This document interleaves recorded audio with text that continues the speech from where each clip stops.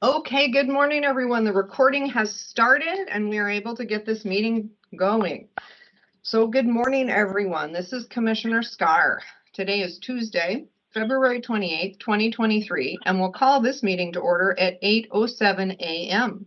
Before we get started, I'd like to remind everyone to mute their phone. You can do this by pressing *6. Please unmute yourself when called to speak, again pressing *6. It is very important for all others to remain muted. Thank you. Okay, well, let's get started with the Board of Commissioners roll call. Commissioner Bell, are you with us this morning? Good morning, I'm here. Good morning. And Commissioner Yamamoto?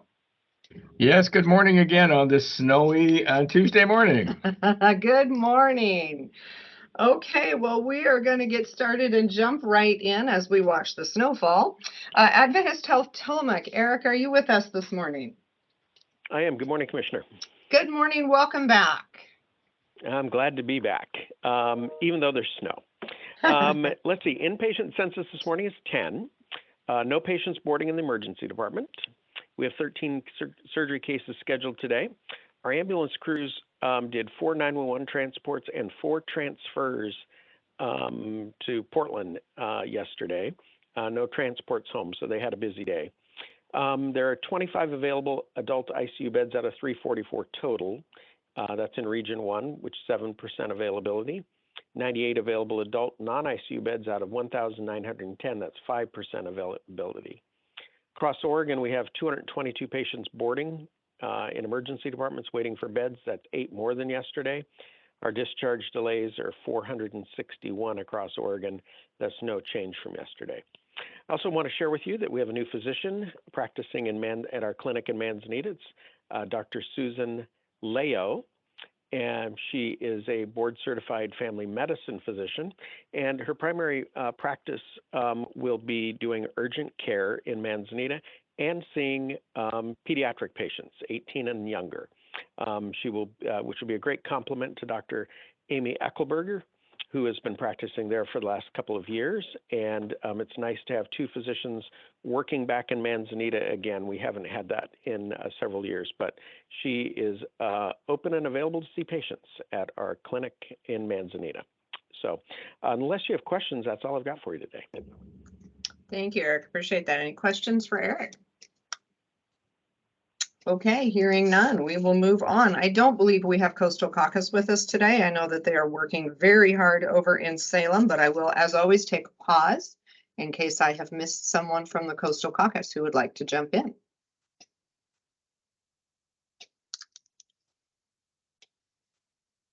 Okay, hearing no one there, we will move on to the Tillamook County Community Health Center. Do we have Marlene Putman or Ed Colson? Well, good morning, Commissioner. Ed Colson's on board here. Good morning, Ed. I did see you. Thank you for joining us. Good morning. Well, we just wanted to join in with everyone that those historic snow levels were here over the last week.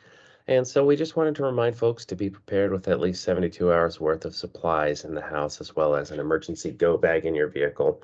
You can take a look at the county's emergency management page for information on assembling those kits there. In regards to preventative care, each year as a community health center with primary care, dental, behavioral health, care coordination, and integrated public health and environmental health services, it is our mission to promote the health and wellness of all people in our community. So changing habits around health and wellness can be tough to do it alone, and it can be helpful to start small and set realistic goals for yourself. Our experienced providers work collaboratively with you to help you set and meet these wellness goals. So please schedule an annual wellness exam, a behavioral health exam, or a dental exam with our team. To learn more about our services and how we can support you, please call our health center 503-842-3900 or visit tillamookchc.org. And if you're looking for more wellness inspiration, please don't forget to check out our wellness page at Tillamook County Wellness and visit it at tillamookcountywellness.org. If you are feeling ill with flu-like symptoms, we ask that you please stay home and contact your healthcare provider to see about potential testing options. At-home testing kits are still available at no cost at all county library branches, as well as our clinic front desk. Just as a reminder, if you do test positive for COVID-19, please follow the OHA isolation guidelines. which is to isolate, meaning staying at home from work and away from others for at least 5 days from the start of your symptoms or a positive test result if without symptoms. And seek treatment as early as possible if you're at high risk of severe COVID-19. And continue frequent hand washing and disinfecting of high touch surfaces. Remember, it's not too late to get your flu shot or your COVID-19 booster to protect yourself from getting very sick. These vaccines remain available by appointment at many healthcare facilities and pharmacies in Tillamook County, including at our main health center location. For resources and support with isolation or finding a vaccine, please give our public health team a call, 503-842-3940, or you can also call 211. And lastly, we just wanted to remind the public that the Tillamook County Community Health Centers will be closed to the public this Friday, March 3rd, from 7 a.m. to 6 p.m. due to an all-staff training. If you need emergency assistance, you can reach our on-call provider at 503-842-3900. If you are having an emergency, please call 911, and we will resume our regular business hours of 7 a.m. to 6 p.m. on Monday, the 6th. That's our update at the health department. We'll go ahead and turn it back over to you, Commissioner. Thank you, Ed. Appreciate that. Okay, moving right down our list. Nehalem Bay Health Center and Pharmacy. Good morning, Gail. Yes, good morning. Thank you, everyone, for your updates. I have just a few announcements. First of all, our school-based health center team is looking forward to being a part of the Neoconee High School Health Fair Friday, this Friday. It's an event planned entirely by the students at the high school.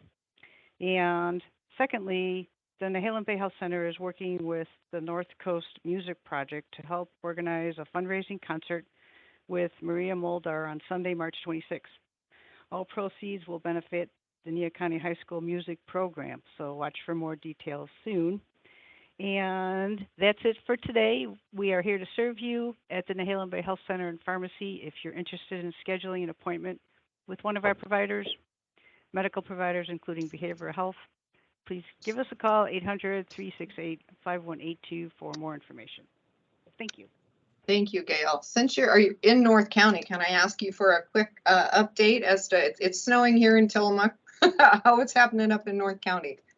Yes, thank you. The road conditions, according to staff who have been coming north, it's a little bit snowy coming all the way through, a little bit through Rockaway Beach, and then once out of Rockaway Beach, north of Rockaway, it's clear. And I've also heard that coming south into Wheeler, it's okay drive. Perfect. Thank you. I appreciate that. I think everybody out there is wondering where exactly this storm is sitting and who's getting dumped on. So we appreciate that. The weather update as well. Thank you. Thank you. Okay, Frank, Tillamook Family Counseling. Good morning, Commissioner. Good morning. Frank Williams, Director, Tillamook Family Counseling Center, Behavioral Health Services for Tillamook County residents. You can reach us for information regarding services and for appointments by calling 503-842-8201 or 1-800-962-2851. We're moving out of February here today, and we'll be having a small presentation tomorrow to introduce March as being Problem Gambling Prevention Month, and so we'll be coming to talk a little bit about that. And also, if you have any other questions or concerns, please give us a call at those numbers. Whether it's about our QPR offering, our parenting services, and also wanted to just say that our prevention coordinator, Janine Krungus, is also going to be a part of that health fair at Neoconee High School on March 3rd as well. And we're pleased to be able to be invited and to participate in that. So if you have any questions, I'll be more than happy to answer them. Thank you, Frank. Appreciate that. Any questions for Frank? Okay, hearing none, we will move on to the sheriff's office. Do we have anyone with the sheriff's office with us today? Good morning, this is Sheriff Brown. Good morning, Sheriff. Sorry, I'm scanning numbers quickly, but I got a little behind when we started late, so great to have you with us. Yeah, no problem. Well, I don't think it's a big secret. If anybody looks out the window, especially in Tillamook, it's snowing as we speak. Seems to be getting heavier and heavier with big old flakes. Just encourage everybody to drive careful, and if you don't have to go out, don't go out. You know, I mentioned it, I think last week or one of the most recent ones. You know, if the worst should happen and you slide off the road or get into a crash, any kind of a response is going to be delayed because obviously our you know, first responders need to respond accordingly based on weather conditions and road conditions. So just drive safe, and if you're able, stay inside, stay warm. And with that, I can take questions, but I've got no other updates. Wonderful. Thank you, Sheriff. Appreciate that. Any questions for the sheriff? Okay, hearing none, we will move on to emergency management. Randy Thorpe, are you with us this morning? Good morning, Commissioner. Yes, I am. Good morning. Well, I'm glad we made it through last week's record-breaking snow. I guess this was a storm that I think I last heard that the last time we had this kind of snow, I think was 1948, I think, was a figure I heard throwing around. So unfortunately, I don't like to break these kind of records, but we made it through. And I want to really thank Commissioner Bell. We kind of assigned her as our public information officer through the storm last week, and we tried to funnel all our information through her, and she did a terrific job in summarizing and then getting those that information out. She was on a twice-a-day schedule, giving out that information, and I think it was highly appreciated because I sure appreciated what effort she was doing there. I also just noticed, I just got the alert from Tillamook School District. It looks like they went from being 2 hours late to now being closed.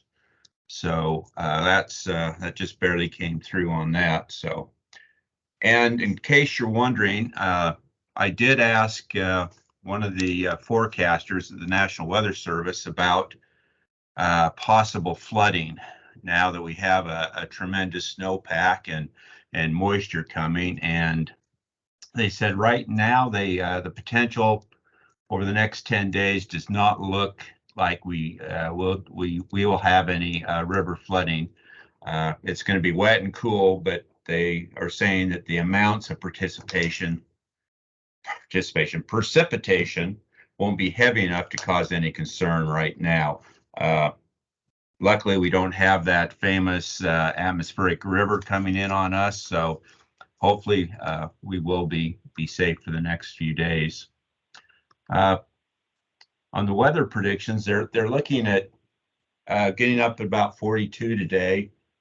We are supposed to get snow and then rain through the day. It looks like it's going to be mainly snow here to start with, and for quite a while. But they're saying that we should have a little break tomorrow, and then we're going to get right back into rain and more rain and rain and rain for the rest of the week. They're looking at highs in the mid 40s, lows in the mid 30s after tonight. So hopefully the rain will come in slow amounts, and so we'll have a nice, slow, steady snow melt on this. And I will reiterate what everybody else has been saying. Just stay home if you don't need to travel. And if you are traveling, just be very careful because those roads are slick. And especially, I was starting to check cameras, and any way over the mountain here is going to be snow packed and really slick. So just if you're going to do any major traveling, definitely get on Trip Check and make sure your route is open and that you are prepared for some winter driving. And with that, I'll end and send it back over to Commissioner Scar. Thank you, Randy. Appreciate that. And I would like to echo your shout out to Commissioner Bell. The county does not have an official public information officer. It's not a position we pay for. And we are very, very fortunate to have in Commissioner Bell a communications expert. This is what, for those of you who know her, know that that's what she did at Adventist Health for a number of years before she was elected to be our county commissioner. So we are very fortunate to have her set of skills on staff as a commissioner. So thank you, Commissioner Bell, for taking that role on over the weekend as we activated the EOC and really responded to what was an emergency for our community. With that, I will jump into the Board of Commissioners updates, and I will actually begin with Commissioner Bell. Well, thank you both for your kind words. I was happy to be of service in that way. It worked out very well.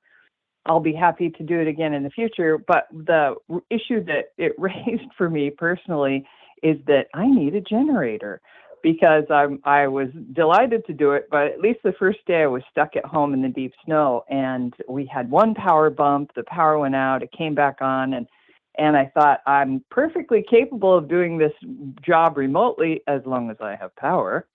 So I'll be working on that. And I wanted to talk a little bit about the storm and say thanks to everyone who worked so hard to keep us safe through that storm. It was interesting in the mixed reports. You know, there were some people who were totally delighted by this unusual, rare snowfall, and children and adults and lots of people who were very happy about it. And simultaneously, there were a lot of people who were working around the clock to make sure that power outages were restored. Folks at PUD were working in 24-hour shifts, working on power outages.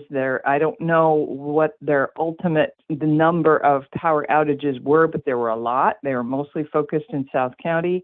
As of Sunday night at 6, I believe, all of that power was restored. So some of our neighbors were without power for a number of days. And that's difficult, especially in dangerously cold weather. So PUD was out in force, working around the clock. Tillamook County Roads did an outstanding job. So shout out to Tillamook County Roads for plowing and sanding, knowing that this weather was unusual for us. So we don't have enough material, we don't have enough equipment to handle this kind of weather because we rarely have it. And they just did an amazing job keeping roads clear, not only of snow, not only plowing and sanding, but also there were lots of downed trees, many, many downed trees. And so the road department was working to clear roads, but they were also working with PUD to help PUD get through deep snow and get through downed trees in order to restore power. So they did an outstanding job. All of the public works departments from all of the cities were involved. They all stepped up and did incredible work. ODOT did a great job. And we had multiple volunteers working. There were volunteers from CARE who operated a warming center for people to have safe shelter in dangerous weather. And also in North and South County, the volunteer preparedness groups there, the Emergency Volunteer Corps of Nehalem Bay opened warming centers, and then the South County Preparedness Group was prepared to open a warming center. And we tried out a new system where people could let Randy Thorpe know if they needed shelter, because we didn't want to open and man warming shelters and deplete our volunteer ability if they weren't needed, but we wanted them to be there if they were needed. So we're still navigating that, but people were ready and prepared, and it was a terrific community effort. And likewise, I heard about and saw on social media lots of cases where neighbors were helping neighbors, and it just filled me with the feeling of gratitude for this community. I think it's one of the things we do best in this community is help each other in times of need. And we really come together and go all out to help one another. And it's extraordinary. It's a wonderful thing. I'm convinced that it doesn't happen at this level in other places, or at least no place I've ever been. So bravo to our whole community for stepping up and helping each other. speaking of which, I wanted to make a brief shout out to Tillamook County High School or Tillamook High School students for their outstanding charity drive. I believe they made close to $190,000 this year in 10 days. And that's an annual event that most of you listening probably know about. It's been going on for, I think, 70 years. And half of the money goes to Dornbecker Children's Hospital, and half of the money is invested here in scholarships. And also the Tillamook High School students have their own grant system. So they award grants to local nonprofits, and that's a great experience. And so altogether, it's a wonderful thing. And it's an example of what I just said about how the community comes together to help one another and to help other people. And, most of us probably got involved in it. Most of us probably donated something or bought something or supported a student. So thanks to everyone who's listening, because I bet a whole bunch of you were involved in Charity Drive. And finally, I just want to make a little announcement about, I was in an emergency operations meeting with the first responders, fire chiefs, and some policemen, et cetera, during the storm. And we were talking about safety issues during the storm and safety issues that had come up that they wanted me to mention. And I haven't written about this yet, but I will. But I thought I'd just mention it today. Chief Ader talked about get your chimneys cleaned regularly, because it can cause a fire if you're not using a chimney regularly and then you start using it a lot during a power outage. If the chimney's not clean, that can cause a fire. It's dangerous. If you're burning green wood, for example, that can build up creosote and cause a fire. So get your chimneys cleaned regularly, cleaned and inspected, so that when we do need to use them a lot, they'll be safe and you won't end up with a fire in an emergency situation. Someone else mentioned don't overload extension cords when you're using space heaters. When you're plugging a bunch of things in, don't overload extension cords, and that's a fire hazard. And not to use propane heaters in a non-ventilated area. That can cause CO2 poisoning, and it's a danger. It's a danger in a situation where we don't have power and it's freezing. It's freezing outside, it's freezing inside. And so sometimes people use propane heaters inside. And there are some propane heaters that are supposedly rated for inside use, but it's not safe to use propane heaters in a non-ventilated area. So that's something that all of the safety experts emphasized. Just don't do it. It's not safe. You can poison your family with CO2 poisoning. Be careful with candles, of course. Candles are, they're handy, and yet it only takes a tipped over candle and walk away for a few minutes to start a fire. I think Lieutenant Troxel was talking about people using propane weed burners, the little burners that you can use to burn your weeds in your driveway, to melt snow, and that's not safe and you can start a fire. And also, if your chimney fills with snow and the smoke comes back into the house, you need to put out the fire, because again, you can have CO2 build up in the house. So I'll be working on a communication about these kinds of safety issues, but I just wanted to talk about it on the radio today and encourage people to be prepared. We're not out of the woods yet in terms of winter, obviously. So be prepared for possible power outages. Just have a ready kit. I really appreciate Ed Colson talking about that. Have a ready kit. Make sure that you have the things that you need in case your power goes out for 3 days. And with that, I'll sign off. Thank you. Thank you, Commissioner Ball. I really appreciate all of the safety updates and just reminders. Snow is not something we're used to here. Power outages are not that uncommon, but we're not usually out of power when it is this cold. So I think that just a good reminders for all of us about how we stay warm safely. Okay, Commissioner Yamamoto, you're up. Yes, good morning. Thank you, Madam Chair. So it's been even though we closed the courthouse on Thursday and Friday because of snow, was still a busy week after the community call last week and going into this week.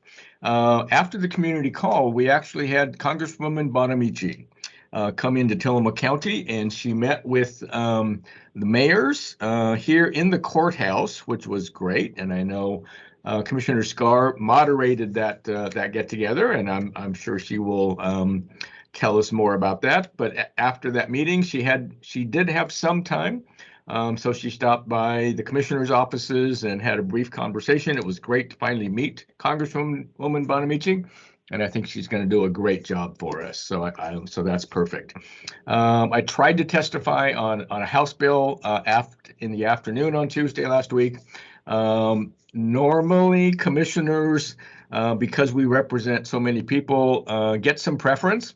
But after an hour and a half, there were 2 commissioners online waiting to testify about HB 3201, which is a broadband bill, and we were carried over. So as soon as they reschedule additional time for HB 3201, hopefully we're going to get to be able to testify on that.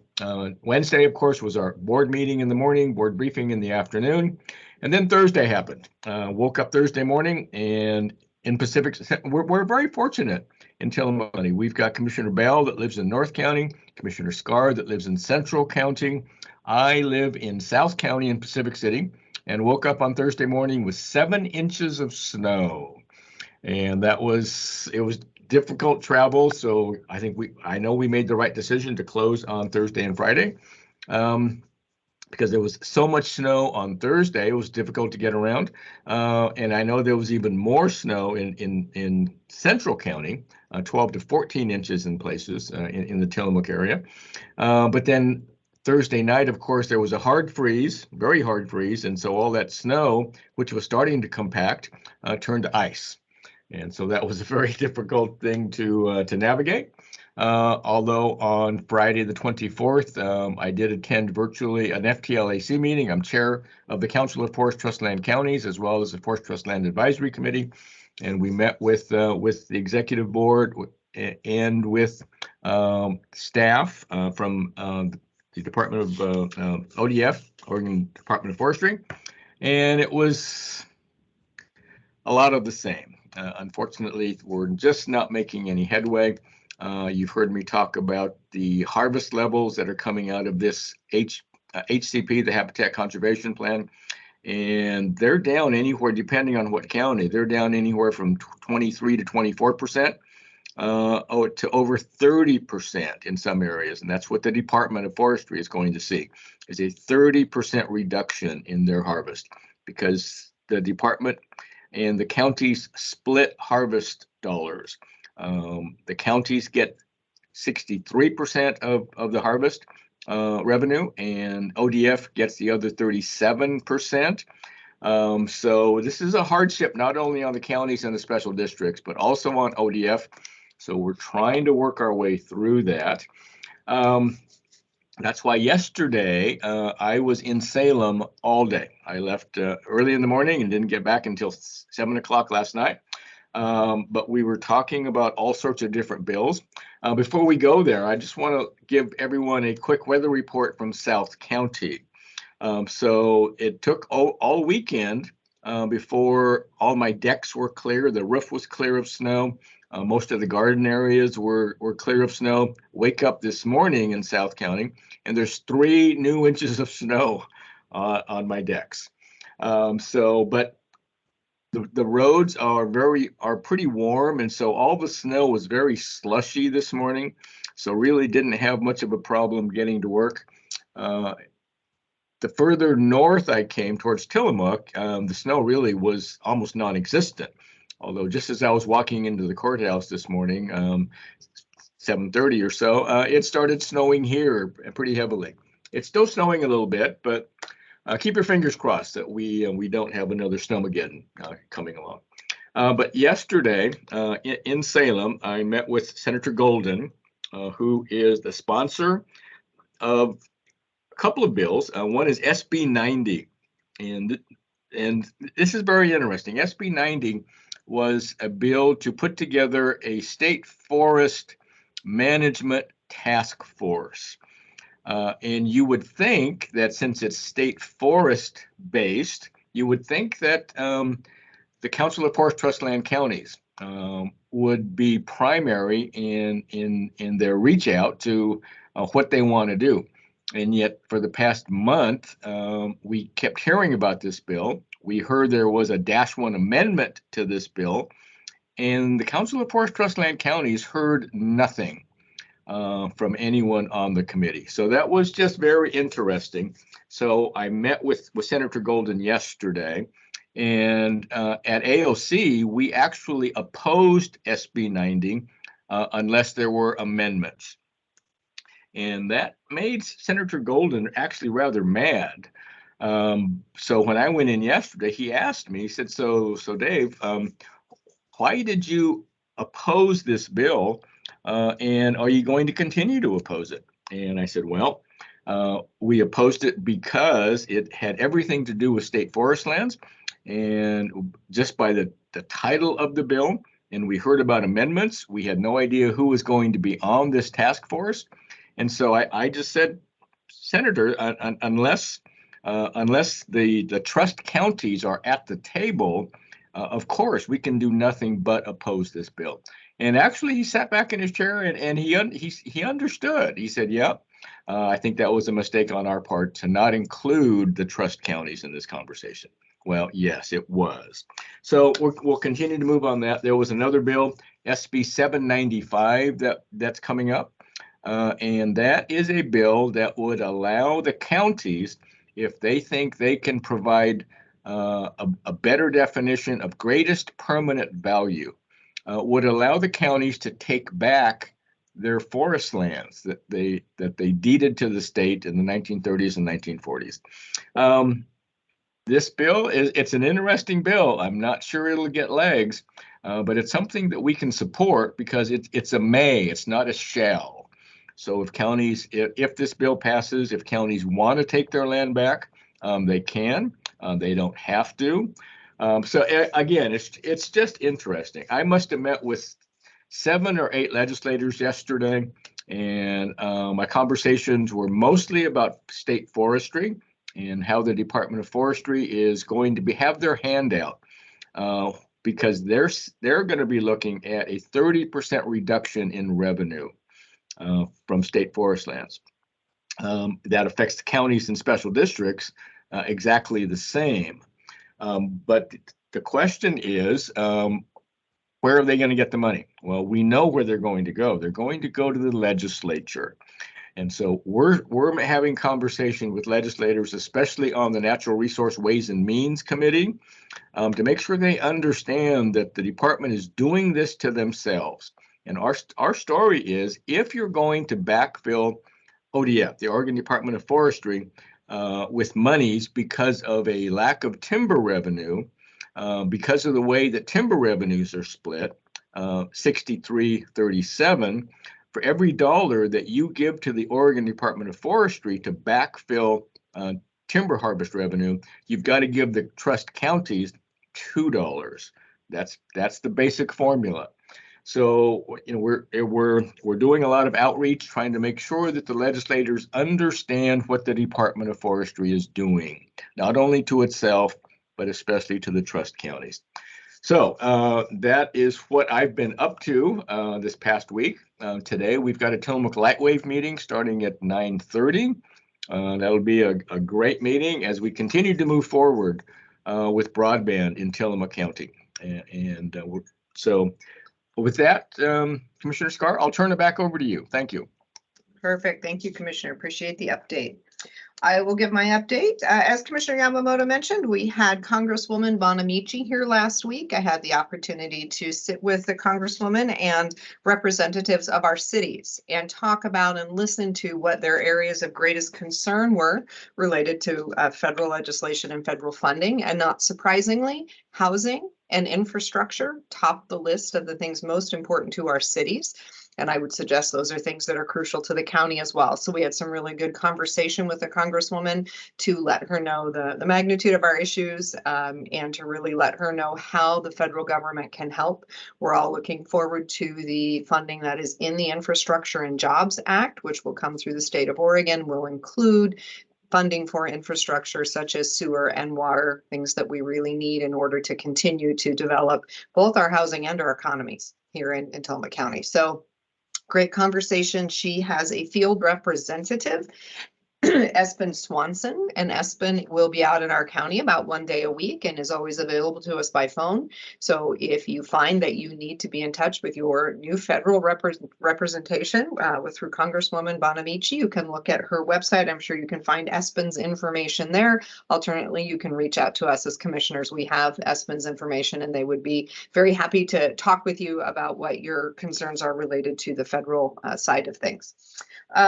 Also, last week, I had the opportunity on our snow day on Friday to remotely attend the Local Government Advisory Council, and I've spoken about that here before. We have department heads from state departments that come and meet with commissioners at this meeting so that we have direct lines of communication to our department directors.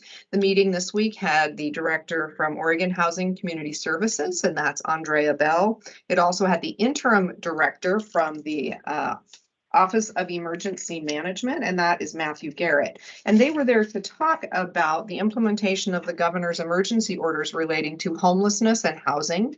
And I think I've spoken on this call before and let folks know that there are two emergency orders. There's 23-02, which declared an emergency relating to homelessness. Tillamook County was not included in that order. And despite as much advocacy and lobbying as we could do of the governor's office, we will not be included in that order. That order has $130 million attached to it to go specifically to the areas that are included, for them to stand up more emergency shelter, for them to provide additional rental assistance, to keep people from becoming homeless, and to stand up some additional housing. So that is a wonderful pot of money we are not a part of. However, what we did learn on this call is that in addition to organizing the funding around that, these two agencies are working together and have created a team of experts relating to serving and housing those experiencing homelessness. And that team of experts is available to our community. So we, as I've spoken about before, have received funding under House Bill 4123 to create a coordinated homeless services system. We are working with a consultant right now to create that strategic plan. We will be reaching out to the governor or to the Oregon Housing Community Services director to request access to their band of experts so that we can add that to our work. The emergency order 2303 is relating to all government agencies, all state agencies, and the requirement that they make getting funding out for housing as quick as they can and removing any barriers that they're able. So we will all be watching that closely to see if there are some funds that become available to us that were not previously. So we are hopeful that while the first emergency order does not directly allocate funding to us, we are hopeful that just changes at the state level under these emergency orders will trickle down to our smaller rural counties that were not included in the emergency order. There are a number of bills in the legislature that are relating to housing and homelessness. I'm not going to list them all here, but there is one that was introduced by Representative Gomberg, just to our south, who was our representative previously. And in that bill, which I believe the number is going to escape me, I think it's either 5591 or 5991 if you are an OLS tracking bill person, but it specifically had a $27 million set aside for the Rural Oregon Continuum of Care, which are the group of counties that were not included in the emergency order. So there is hope that if that bill works its way through the state legislature, that there would be money for the counties that were excluded. So fingers crossed, we'll see. I will continue to do advocacy related to that budget, to that bill. There are a number of bills that I'm tracking and watching, but I'm going to let them go a little further and see what kind of legs they get before I spend a lot of time on them here, because at this point, they don't have a lot of legs. So more to come as we get a little little further into the session. So I'm going to shift gears real quick. Other things that occurred last week during our snow event, thanks to remote technology, were some budget meetings. You know me, I love to talk about budget. The county budget is starting to be created as we speak. We will be approving this budget to start on July 1, but we actually began our work here at the county in January and February, with each department starting to really look at their budgetary needs for the coming year. This year, we added an additional conversation between the county treasurer, the department head, and the liaison, because as we've talked about here, each of the commissioners is liaison to a number of departments here at the county. We don't have a county administrator. Instead, your 3 commissioners as full-time employees act as that administrator as a team. So we each have departments that we are responsible for. So we took the time this year to add a budget conversation with the commissioner, the department head, and the treasurer, because we are really digging into budgets to look at where are there efficiencies that we can create, where are there investments that need to be made, perhaps in technology, so that as we move forward, we are following best practices and doing things in the most efficient way possible. So those meetings have been very successful. We have been able to identify some places we can make some change going forward. The next step in our budget process is that department heads will be submitting their budgets to the treasurer, who will compile all of that for the budget committee, which will meet in April. The budget committee consists of your 3 county commissioners and 3 lay people from the county. Those meetings are in April. I'll talk more about those dates as we get a little closer. But if you are interested in the county budget, it's a great opportunity to know exactly where your tax dollars are going, and to know what money comes in from outside the county that supports the services that you enjoy and appreciate. So that was also last week, a number of those meetings. And the last thing I'm going to talk about briefly is that there is an opportunity right now for federal funds through our senators. So Senator Merkley and Senator Wyden both have openings on their website where you can apply for federal funds if you are a local government or a nonprofit. It is called Congressionally Directed Spending. The county will be submitting 4 proposals for congressionally directed spending. The first and top priority for us is the Shiloh levy. We've talked about this before. The Shiloh levy was built back, I believe, in the 50s by the Army Corps of Engineers. It was then handed over to the county for maintenance and upkeep. Each 2 years, the Army Corps inspects the levee and lets us know where we are, and it has been degrading over the years, which is not a surprise. The Wilson River there behind the Shiloh has high flows at times that are damaging to the levee, which is of course why the levee exists. But we are now working very hard to find funding to replace that levee. The congressionally directed spending ask is about $2.5 million, and that would cover about half of the project. We will be looking to the state for funding to help us round out that project. We simply don't have the $4.7 million that's needed to do it. So this congressionally directed spending ask is very important for us to do. So that's the top one on our list. We are also looking to partner with the city of Tillamook on some sewer upgrades, because those sewer upgrades are needed in order to build more housing in the city of Tillamook. And that is one of the places that has a great amount of land that is zoned for residential. So we have an ask in partnership with them for those upgrades. We also have an ask for the Kiwanda Corridor project. Many of you know that we have a master plan for the Pacific City area. We are utilizing much of our transient lodging tax for that. And then additionally, it's going to take a lot more than that to get this wonderful structures built down there, including the rework of the intersection there at the end of the bridge right by the Jensen property, which is what our ask is for. It's for funding to rework that intersection to make it safer. The last ask we have is for more funding for broadband middle mile. We were successful last year in receiving some funding through this process for broadband, and we are going after that again. And of course, we will be going after all funds as related to broadband. So those are funding opportunities we are taking advantage of.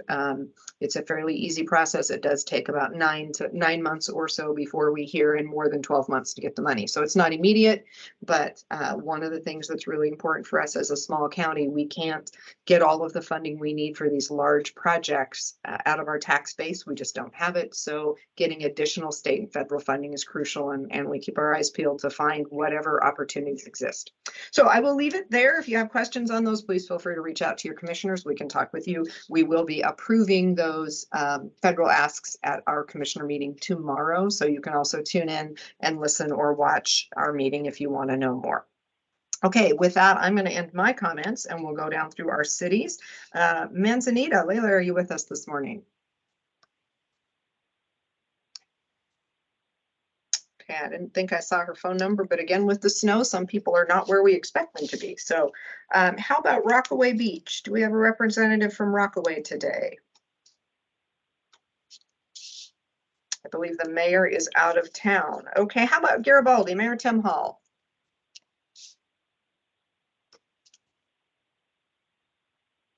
Thought I saw his phone number. He may have had to jump off. Okay, Bay City, David McCall.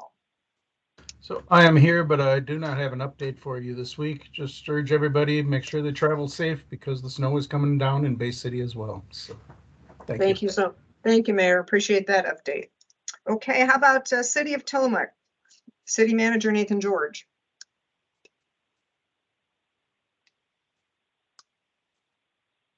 Good morning, Commissioner. Can you hear me? Good morning, I can. Fantastic. Thank you so much. Yes, I do have a few updates. In our Public Works Department, during the storm last week, Public Works was busy trying to keep roads and parking lots open for emergency responders, essential services such as 911, the Fire District, the Tillamook Police Department, and the Warming Center at CARE Inc. We'd like to thank the public for being cautious and patient with us as we plowed the roads last week. Crews are still cleaning up, even though we have snow this morning. I'll talk about that in a moment, but crews are still cleaning up from the damage from the snowstorm that occurred last week, as it was discussed with the county. We also have many trees that need cleared and debris, especially at the Killam Creek water intake. Public Works has actually cleared 20 to 30 trees so far. We're also continuing to apply de-icer and plowing roads as needed currently too. Public Works is also replacing damaged stop signs around locations of 3rd Street and Pine Avenue and Meadows Avenue and Cypress Street. These stop signs were struck by vehicles during the snowstorm. We appreciate everyone's patience as the city works to get these repaired. Crews are working on several minor water leaks that occurred during the snowstorm, and street crews are also filling potholes. Obviously not at the moment as it's snowing, but we're filling potholes as usual. They are actually planning to make a trip to Portland to get more cold patch materials so that we can continue addressing potholes. As was also stated regarding the county, we don't have a lot of equipment. We have one snow plow, and we utilize 2 tractors that we're able to utilize and did as much as we can. And we'll be looking at what we can do more in the future should we continue to have such snow. It's always good to have plans in place, but it's a little unusual to get a 100-year storm.